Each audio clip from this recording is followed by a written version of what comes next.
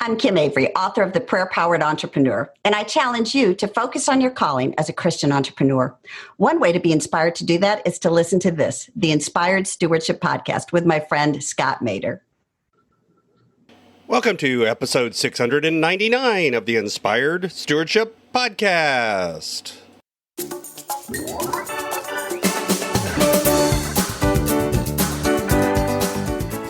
And they were very frustrated because they felt like no one on their team really knew how to work with them, and no one on the team really knew how to understand what they were asking them to do. And so one of the first things we did is we stepped back and we actually looked at the communication styles that all of the different members of the team had. Welcome and thank you for joining us on the Inspired Stewardship Podcast. If you truly desire to become the person who God wants you to be, then you must learn to use your time, your talent, and your treasures for your true calling. In the Inspired Stewardship Podcast, you will learn to invest in yourself, invest in others, and develop your influence so that you can impact the world.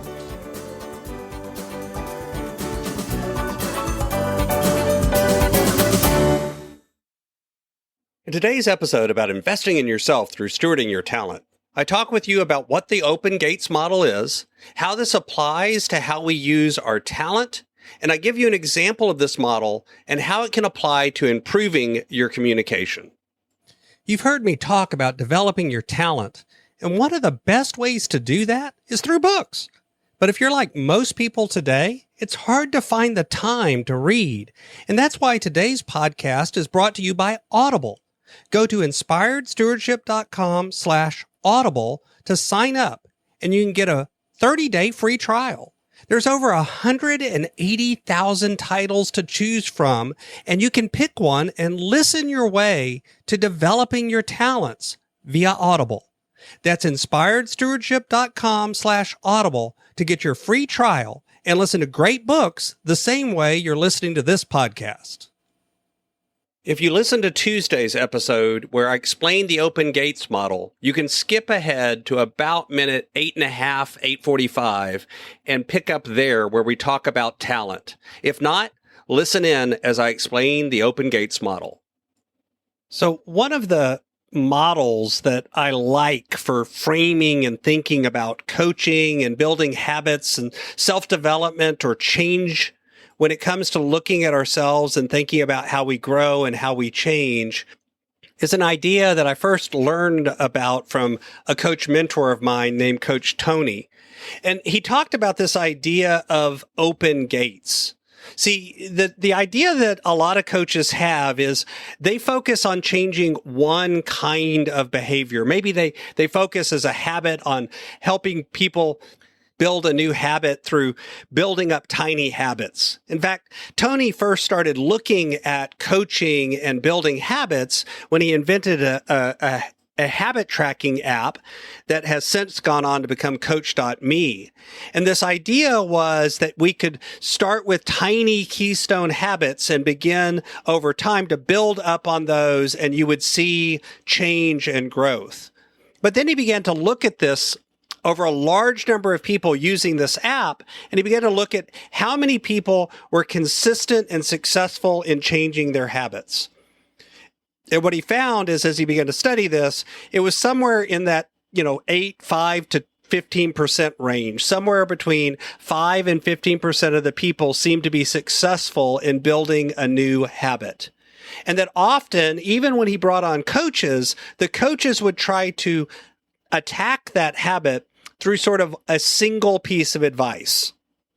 And the epiphany that Tony had is the truth is that the coaching that we do, the change that we make has to be more complex than any one single piece of advice for any of us. It's the reason why perhaps you've seen somebody else successfully begin to go to the gym or change their health or change their money or something else. And we think to ourselves, I want to do that too. And so we ask them, what did you do? What was successful for you? And they share the 1 or 2 or 3 things that they did. Then you try them and you fail miserably. And so the framing that Tony came up with, and it comes from other research that comes out of NLP and some other things like that, was that really and truly we are made up of a series of things, and they're not hierarchical. It's not like one thing comes before or after another, but instead they're all necessary. They're interconnected. And this includes our mission, our identity, our belief, our capacity, our habit, and our environment.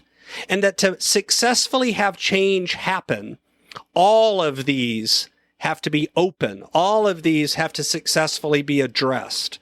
And different times, different ones of us have different ones of these that are open or closed or available for change successfully in different ways. So if you begin to figure out that you want to build a new habit, then you're attacking that habit gate. But if your capacity or your belief or your environment or your mission or your identity are not ready, then that habit's not going to stick. And oftentimes for many of us, one or two of these gates, sometimes even three or four or all of them are closed. And we have to begin to address opening all of them before we can make successful change. And for many people, coaches and therapists tend to focus on mission, identity, and belief, while trainers and weight loss coaches or athletic coaches, these kinds of people, spend their time on capability, habit, and environment. I mean, think about it. A lot of times when you think about like a life coach or career coach, they spend a lot of time helping you figure out why, what's important to you, what matters to you.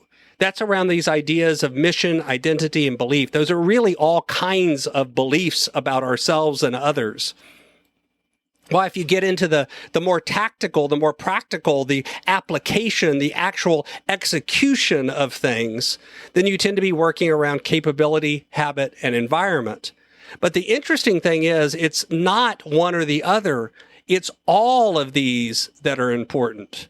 So real quick, definitions, you probably kind of came up with definitions in your head for each of these, but to give you a little bit of framing, environment is literally the external things around you. It could be as simple as setting an alarm on your phone, how much time you have availability. It also could be certain physical activities or physical access to a computer is needed if you're building something around computers.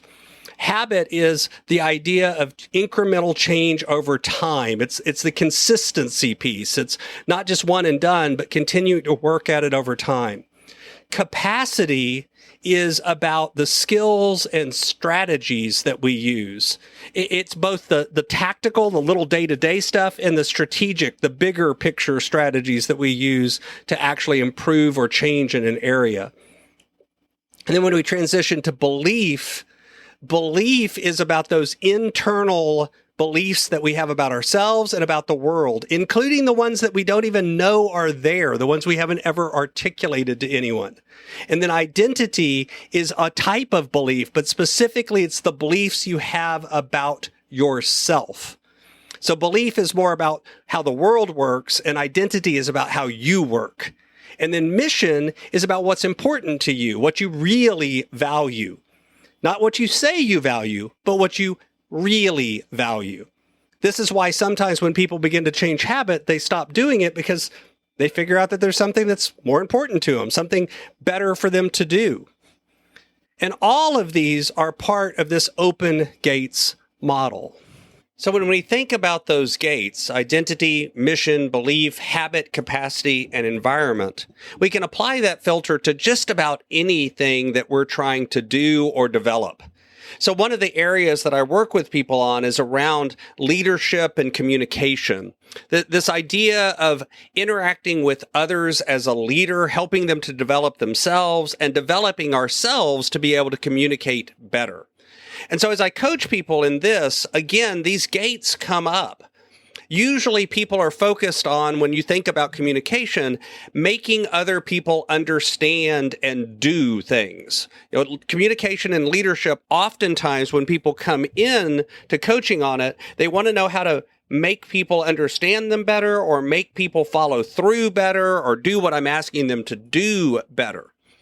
And if you think about it, inherent in that question, that habit building kind of question, are some questions about belief and about identity. Because immediately we have to assume that we are the better communicator and that others are having trouble understanding. And often one of the first things that I try to work people on is flipping that and recognizing that the truth is one of the problems we have when we communicate is we know what's going on in our own head. We know what we intend. We know what we mean. We know our own head. We know what's going on inside of ourselves. And so we just assume that other people do. So I was working with a leader one time on learning how to communicate better with their team. And they were very frustrated because they felt like no one on their team really knew how to work with them, and no one on the team really knew how to understand what they were asking them to do. And so one of the first things we did is we stepped back and we actually looked at the communication styles that all of the different members of the team had.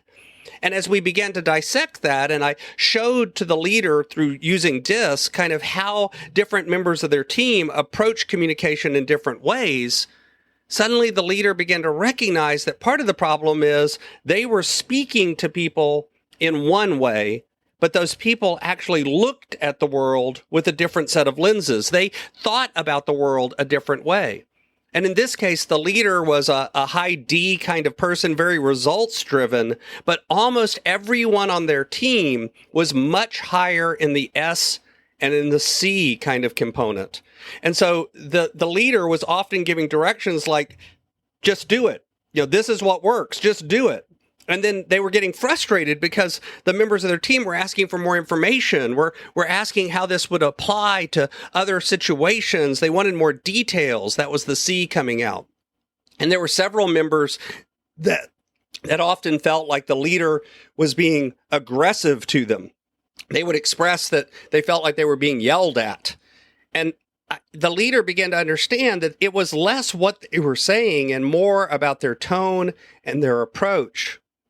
That as a high D, what they felt was normal communication to somebody with a very high S would often feel overly aggressive. And so as they began to learn that and take ownership of that, they began to modulate how they provided instruction to their team. What's interesting is they also began to recognize that the way they interacted with their customers needed to change. And over time, in the next year, their business grew and they actually began to expand and add more members of the team because they were focused on improving themselves so that they could improve communication. They changed their identity and their belief about communication. They increased their capacity. They created an environment where people understood each other and focused on communicating better. And because of that, their business grew and succeeded. This is an example of thinking through what's actually closed that's keeping you from achieving what you want to achieve so that you can begin to open them up and make tremendous change. Thanks for listening.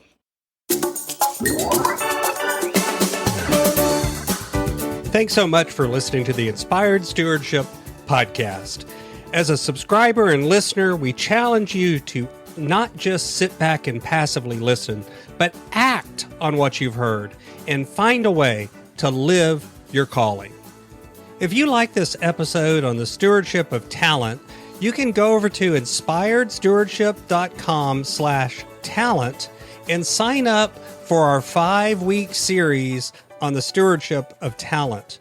Or if you're in the U.S., you can text 44222 talent tips. That's talent tips to 44222 and get those tips. Until next time, invest your time, your talent, and your treasures. Develop your influence and impact the world.